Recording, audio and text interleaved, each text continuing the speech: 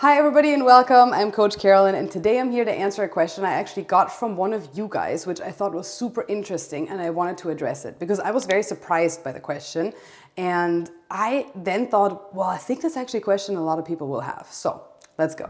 So the question that I was asked by one of you guys is, when in the swing do I actively initiate the release? And I was like, okay, it's a very fair question, but the answer is never. The answer is absolutely never, because you never initiate your release actively. That would literally mean that you are releasing and you're rotating your hands and you're turning the club over. And I think that's a misconception that a lot of people actually do have, that they would actually actively release the club somewhere in here, somewhere right around the ball. But it's not the truth. The actual truth of the matter is that the release A happens naturally, or supposedly happens naturally, should happen naturally, and B, it happens past the golf ball. The majority of it, like what you guys think the release is, which is, you know, the hands actually having rolled over and that, you know, trail hand now being on top, that part of the release happens about halfway through the swing through. It doesn't happen anywhere near the golf ball. So if you look at the actual slow motions of professionals, they'll be swinging it back. And then only here, halfway through the through swing, through the finish, is when my hands actually start rotating and rolling over, right?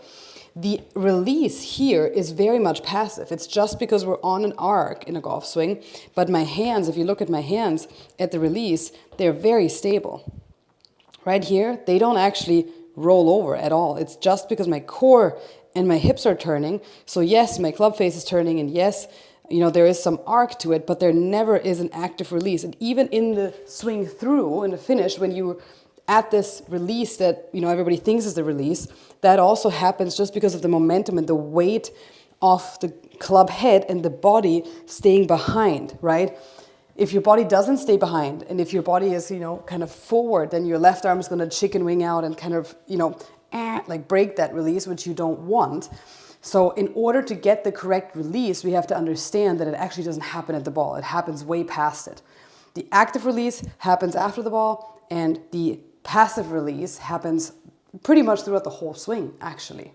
So my favorite drill for this is to take your golf club and actually swing it on a 90-degree level here and rotate it and throw that golf club forward. So throw that golf club forward, pick it up and be on the 90-degree, not on the golf plane, and you'll see that here you're not going to do this. This feels really awkward, right? This is not what we want. We want to make sure that on a golf plane, the same feeling applies. We're just keeping those hands super, super steady, and only halfway through the finish is my trail hand actually going to roll over my front hand. So I hope that answered your question, that we never really actively release the golf club or initiate an active release ourselves. It's just the arc in the swing that has it on this release pattern the entire downswing. It's just the arc of the swing that has us on this release pattern on the entire downswing. And then halfway through the finish, it's going to naturally happen. So if you feel like you have to initiate your release actively, your body, your big muscles, like your core and your hips, aren't turning fast enough. So if you feel like you're doing this, and if you feel like a little hiccupy, if you will, at impact, it's because this is stopping. So anytime you feel a lot of hand action at the impact, it's because there's not enough body action. Because one will always balance out the other. One will be like, I got you, girl. So we don't want you to be that person.